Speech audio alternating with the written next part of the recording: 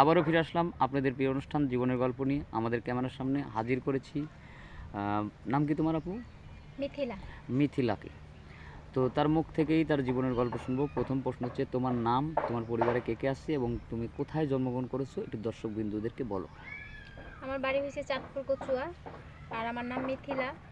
আমার মা আছে আর একটা ছোট বোন আছে। বাবা নেই, বাবা মারা গেছে। বাবা মারা গেছে। তোমার বাবাটা কিভাবে মারা গেছে একটু বলবে? রোড অ্যাক্সিডেন্টে মারা গেছে। রোড অ্যাক্সিডেন্টে মারা গেছে। তখন তোমার বয়স কত ছিল? তখন আমার বয়স ছিল 7 বছর। 7 বছর। অনেক কষ্টের একটা জীবন।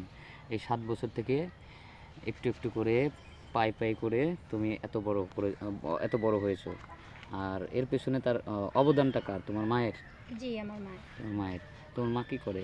আমার মা মানুষের বাসায় কাজ করে। মানুষের বাসায় কাজ করে তোমাকে কষ্ট করে মানুষ করছে, এবং তোমার যে ভাইটাও, এখন তোমার ভাই কি পড়াশোনা করে? ভাই না, আমার একটা ছোট বোন। ছোট বোন পড়াশোনা করে? হ্যাঁ। তো তুমি এখন কি কিছু করো? না, কিছুই করো না। আগে কিছু করতে? আমি এক জায়গায় সেলাই কাজ শিখতেছি। সেলাই কাজ শিখতেছো? হুম। আচ্ছা, এখন আমাদের ক্যামেরার সামনে আসার মূল কারণটা একটু বলবে দর্শকবৃন্দদের কাছে?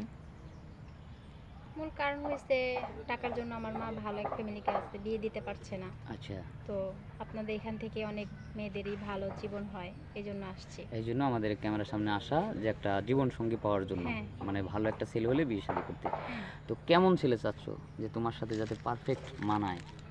মানে কত বয়সের, কেমন? এখন আল্লাহ পাক যেটা রাখছে আমার কপালে, আমার ভাগ্যে। হুম, ওটা তো আল্লাহ পাক তো রাখছেই।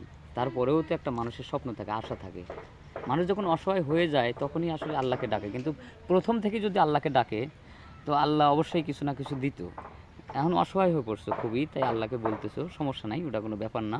এখন হচ্ছে তো স্বপ্ন তো মানুষের থাকে, কেমন স্বপ্ন তোমার?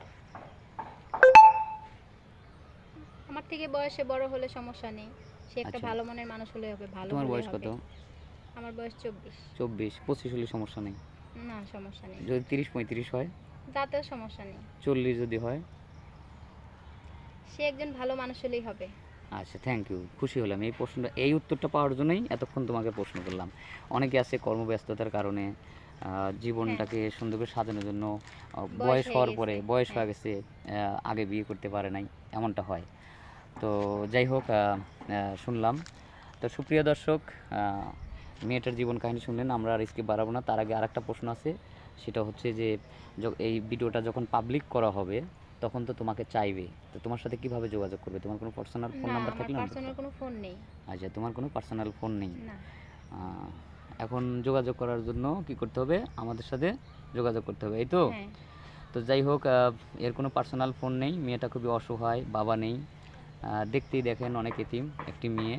তো আপনারা যদি কেউ যোগাযোগ করতে চান তাহলে আমাদের স্ক্রিনে আমাদের নম্বরটা দেওয়া থাকবে, হোয়াটসঅ্যাপ, আর এর মধ্যে কেউ অযথা ভিডিও কল দেবেন না। আর সেই সাথে আপনারা সুস্থ থাকবেন, ভালো থাকবেন, আল্লাহ হাফেজ।